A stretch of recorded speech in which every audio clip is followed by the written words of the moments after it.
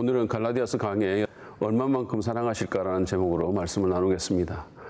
연인들끼리 하는 닭살 돋는 말 가운데 당신 나를 얼마나 사랑해? 라는 질문이 있습니다. 그러면 상대방은 하늘만큼 땅만큼과 같은 식으로 대답을 하죠.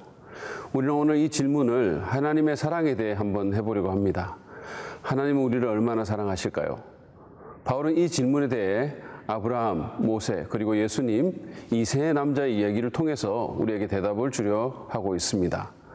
먼저 본문의 내용을 잠시 보면 바울은 율법의 준수가 구원에 꼭 필요하다고 주장하는 유대주의자들을 향해서 율법이 하나님의 약속을 폐하지 않는다고 주장합니다. 15절에서 18절 말씀을 보시죠. 형제자매 여러분, 나는 사람의 관례를 예로 들어서 말하겠습니다. 어떤 사람이 적법하게 유언을 작성해 놓으면 아무도 그것을 무효로 하거나 거기에다가 어떤 것을 덧붙일 수 없습니다. 근데 하나님께서 아브라함과 그 후손에게 약속을 말씀하실 때 마치 여러 사람을 가리키는 것처럼 후손들에게라고 말씀하시지 않고 단 한 사람을 가리키는 뜻으로 너의 후손에게라고 말씀하셨습니다. 그 한 사람은 그리스도이십니다. 내가 말하려는 것은 이것입니다. 하나님께서 이미 맺으신 언약을 430년 뒤에 생긴 율법이 이를 무효로 하여 그 약속을 폐하지 못합니다. 그 유업이 율법에서 난 것이면 그것은 절대로 약속에서 난 것이 아닙니다. 그러나 하나님께서는 약속을 통하여 아브라함에게 유업을 거저 주셨습니다. 여기에 바울의 포인트는 이것입니다. 사람이 적법하게 만든 유언장도 그 후에 변경할 수 없다면 어떻게 하나님께서 오래전에 하신 약속을 수정하거나 취소할 수 있겠는가라는 것입니다. 그럴 수는 없습니다. 그러면 그 약속이란 무엇입니까? 그것은 유업을 거저 주신다는 것인데 그것은 영적인 유업, 즉 구원의 선물입니다. 이 선물은 아브라함의 후손인 예수 그리스도를 통해 그를 믿는 자에게 무조건적으로, 다시 말해서 공짜로 주어집니다. 아브라함에게 하신 이 약속보다 430년이나 뒤에 생긴 모세의 율법이 그 약속을 폐할 수는 없다는 말입니다. 그러면 율법의 용도는 무엇입니까? 약속을 주신 분도 율법을 주신 분도 하나님이신데 그러면 하나님은 모순되게 행하셨나요? 그렇지 않습니다. 바울은 율법이 약속보다 열등하긴 하지만 한 하나님이 주신 것임을 인정합니다. 그리고 율법과 약속이 모순된 것이 아니라고 말합니다. 오히려 바울은 율법이 약속을 필요 불가결하게 만든다고 주장합니다. 19절에서 22절에 그 내용이 있습니다. 그러면 율법의 용도는 무엇입니까? 율법은 약속을 받으신 그 후손이 오실 때까지 범죄들 때문에 덧붙여 주신 것입니다. 그것은 천사들을 통하여 한 중개자의 손으로 제정되었습니다.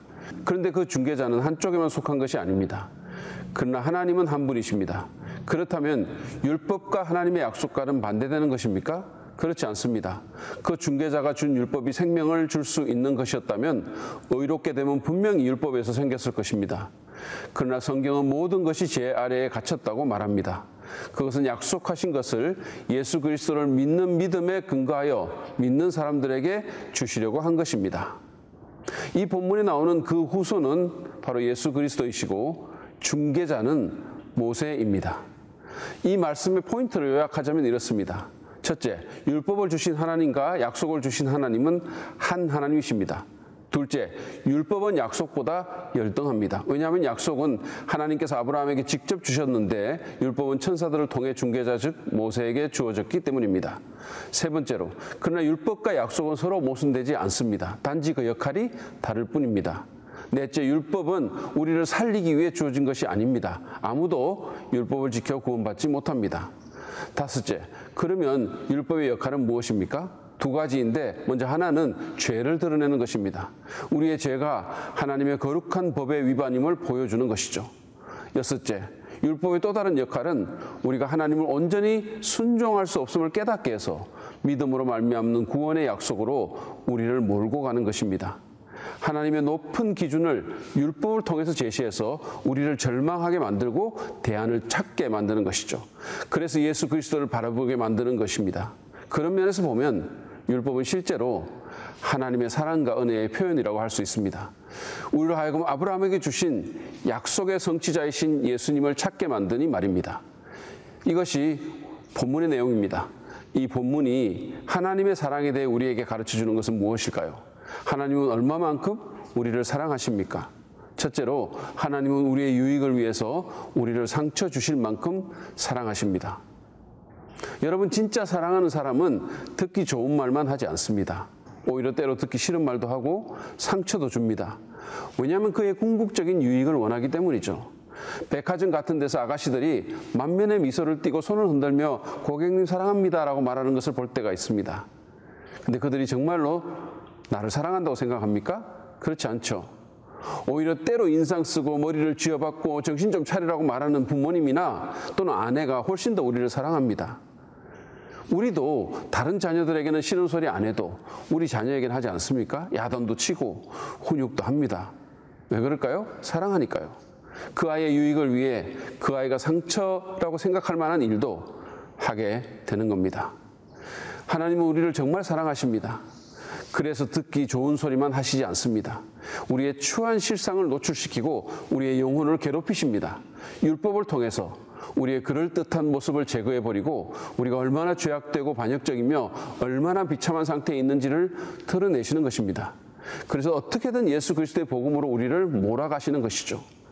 사실 우리는 자신의 죄인됨과 영적인 비참함과 그로 인한 심판을 제대로 인식하지 않으면 복음으로 잘 나아가지조차 않습니다. 병이 있는 줄 모르는 사람이 의사의 말을 무시하거나 의사에게 가지 않는 것 같은 이치죠.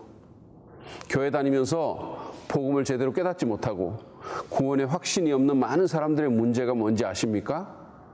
자신의 영적 상태를 잘 모르고 죄와 심판의 심각함을 인식하지 못하는 것입니다. 물론 죄인이 심판이니 하는 말은 듣기 좋은 말이 아닙니다. 그러나 하나님은 우리를 너무 사랑하시기에 우리의 궁극적인 유익을 위해 우리를 상처 주실 만큼 우리를 사랑하십니다. 이런 맥락에서 우리는 우리에게 일어나는 좋지 않은 일들도 하나님의 터프한 사랑으로 이해할 수 있습니다. 모든 일이 잘 되기만 하면 우리는 하나님을 잘 찾지 않기 때문에 때로 고난을 허용하시는 것입니다. 질병과 사고와 위기를 통해 우리를 절망하게 만들고 구원을 갈망하며 하나님의 얼굴을 구하게 하는 것이죠. 여러분 기억합시다. 하나님은 우리의 궁극적인 유익을 위해 우리의 일시적인 상처를 견딜 만큼 우리를 사랑하십니다. 두 번째로 오늘 본문은 하나님은 우리의 구원을 위해 오랫동안 그 선물을 준비하실 만큼 우리를 사랑하심을 가르쳐 줍니다. 하나님이 우리를 얼마나 사랑하시는가를 알게 해주는 또 하나의 사실은 바로 우리 하나님께서 우리에게 구원이라는 선물을 주기 위해 얼마나 오래 준비하셨는가 하는 것입니다. 오늘 본문에서 바울은 8개의 짧은 구절을 통해 아브라함에서 예수님에 이르는 2000년의 세월을 넘나듭니다. 바울은 예수 그리스도를 통한 구원이 그냥 즉흥적인 것이 아니라 아주 오래전부터 치밀하게 준비되고 진행되어 온 것임을 아브라함, 모세, 예수님이라는 구원 역사의 대표적인 인물을 통해 말하고 있습니다. 여러분 생각해 보십시오. 하나님께서 우리에게 구원이라는 선물을 주시기 위해 얼마나 오랫동안 생각하고 계획하고 얼마나 많은 대가를 치르셨는지를. 그분은 우리에게 구원의 선물을 주기 위해 이스라엘이라는 나라를 이집트로 이주시켰다가 광야 40년을 거쳐 다시 팔레스타인 땅으로 인도하셨다가 나라를 남북으로 가르셨다가 느부갓네살이라는 바벨론의 왕을 일으켜 나라가 바벨론에 유배되게 하는 등 거대한 역사를 이끌어 오셨습니다. 그분은 또한 그 오랜 시간 동안 선민들의 죄악과 이스라엘의 배반을 견뎌야 했습니다.